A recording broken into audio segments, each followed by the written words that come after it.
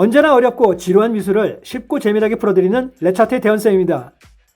오늘 저는 동대문 DDP에 직접 촬영하러 왔는데요. 지난번에 오픈 전 어떤 작품들이 참여하고 어떻게 전시될지 예측을 해봤는데요. 과연 어느 정도 맞췄는지 직접 확인해 보겠습니다. 그래서 이번에는 작품 감상 위주로 여러분들께 소개해 드리겠습니다. 첫 번째 섹션은 브리티시 팝 아티스트들을 소개하는 곳인데요. 이번에 참여한 작가들은 데이빗 호크니, 알란 올드리치, 리차드 해밀턴, 브리젯 라일리, 피터 블레이크, 알렌 존스, 콜린 셀프, 조 틸슨, 그리고 에두아르도 파올리지를 포함해 총 14명입니다. 이 섹션에서는 각자의 양력과 특징을 간략히 소개하고 있고요. 그런데 사실 첫 섹션부터 벽의 매핑으로 인해 60년도의 브리티시 팝아트의 스윙잉 런던 문화가 어떤 분위기인지 쉽게 이해가 되실 겁니다.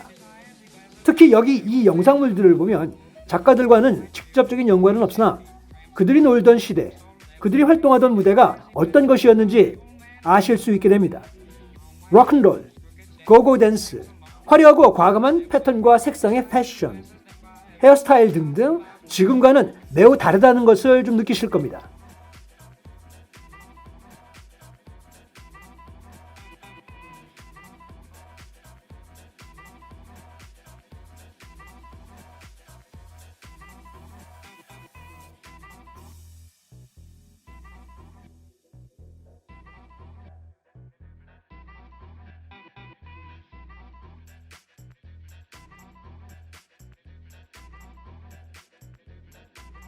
먼저 이 세 점의 파나 작품들은 데이빗 호크니의 동파나 석파나 작품들입니다. 두 번째 섹션으로 들어가니 현란한 애니메이션이 보이는데요. 바로 호크니와 브리티시 팝아트 인트로 영상입니다. 재미난 이 애니메이션은 바로 60, 70년대 유럽의 영상 스타일을 연상하게 합니다. 그런데 이런 미술 스타일은 1920년대 유럽의 다다이즘과 초현실주의에서 비롯되었다고 합니다. 게다가 2차 대전 후 급격히 산업의 발전으로 물자가 풍부해져 이렇게 화려하고 개방적인 표현이 영국 사회 전반으로 퍼진 것입니다. 바로 이때 비틀즈와 롤링스톤즈 그리고 데이빗 보이 같은 팝 음악이 유행했었죠. 첫 작가는 브리티시 팝아트의 창시자 중 한 사람이자 리더였던 에두아르도 파올로츠로 그는 매우 화려한 작품을 그렸습니다.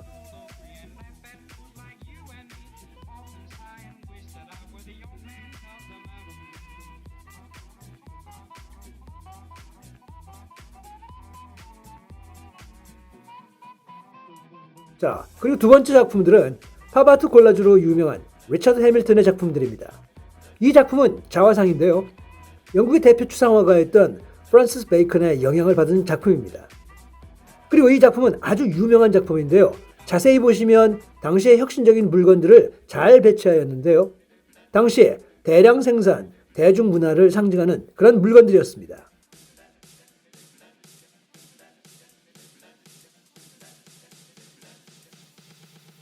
이 작가는 알란 알드리치인데요. 작품이 섹시하면서도 직설적인 면을 보여줍니다. 마치 만화를 보는 것 같기도 하죠. 그리고 이들은 당시 팝뮤직 밴드들과 협업을 많이 했던 점도 무척 인상 깊습니다.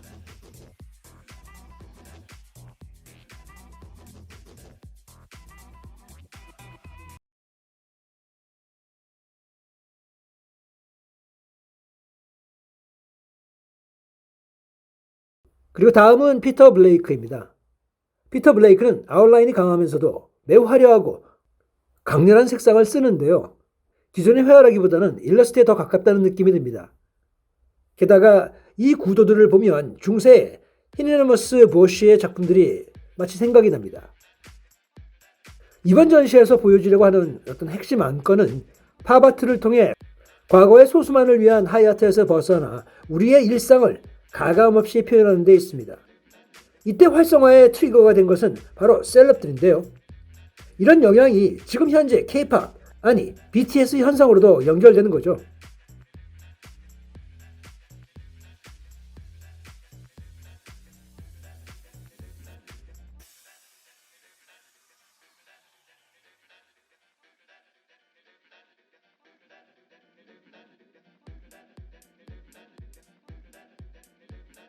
이번 작품은 조 틸슨입니다.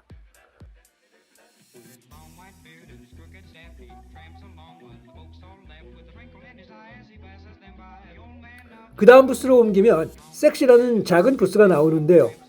이 섹션에서는 브리티시 팝 아트의 중요 주제 중 하나가 섹시즘에 대한 어떤 그런 내용들이 들어가더군요. 지금으로 본다면 그렇게 외설적이지는 않지만 어찌되었든 다양한 방법으로 작업을 한 것입니다. 그런데 여기 리천슈타인의 그림 같은 작품이 보이는데요. 그런데 이 그림은 데렉 보샤의 실크 스크린입니다. 그리고 이 그림은 알렌 존스의 무릎 꿇은 여자라는 석판화 작품인데요. 만화스럽기도 하고 독특한 그런 작품이네요. 여기는 앨런 엘드리치의 석판화 작품들도 보입니다.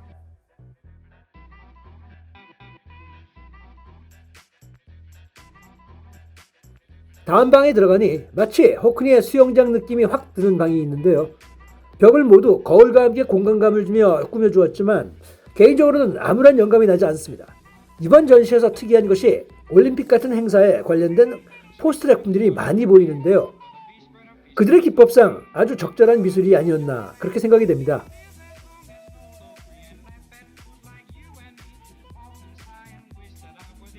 그 다음 섹션에서는 브리티시 팝 아트 2가 소개되는데요. 극사실주의적 스타일과 팝 아트적인 스타일이 공존을 합니다. 작품들의 스타일을 보시면 미국의 앤디 워홀이나 웨인 티보와 깊은 연관성이 느껴집니다. 이 하인스 케첩 같은 그런 작품들은 당시에 대량 생산 산업을 소재로 한 팝 아트의 뿌리가 잘 읽혀지는 대목인데요. 사실 브리티시 팝 아트에서는 이전의 다양한 미술 사조의 직간접적 영향이 고스란히 연결되는 점을 볼 수 있습니다. 극사실주의, 표현주의, 다다 아트, 초현실주의 등등 많은 과거의 영향을 받았는데요. 그러면서도 좀 더 대중에게 친근한 소재를 다루며 미술의 대중화에 큰 기여를 한 것입니다. 전시에서 호크니의 작품은 주로 물과 관련된 사진이나 콜라주 작품들인데요. 폴라로이드 사진과 그의 과감한 미술의 해체 작업으로 그만의 스타일이 잘 보이는 전시입니다.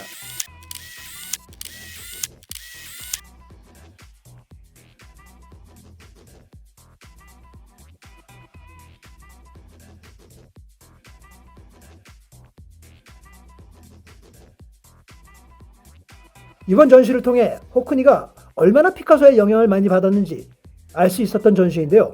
한번 보실까요?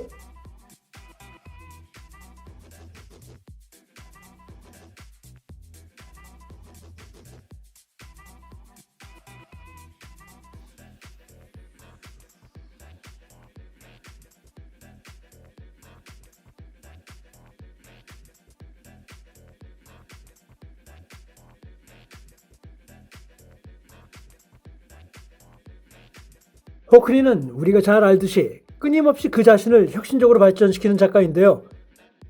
이렇게 최근 한동안 그는 아이패드를 사용하여 흥미로운 디지털 아트로 새로운 실험을 하였습니다. 이번 전시를 통해 대원쌤의 전시평은 별 5개 중 3개 반 정도를 주게 되는데요.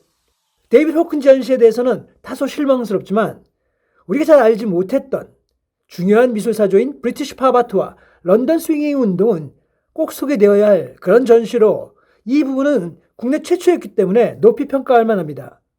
자, 어찌되었든 전반적인 현대미술의 흐름을 볼 수 있는 그런 자리였으므로 저는 적극 추천합니다.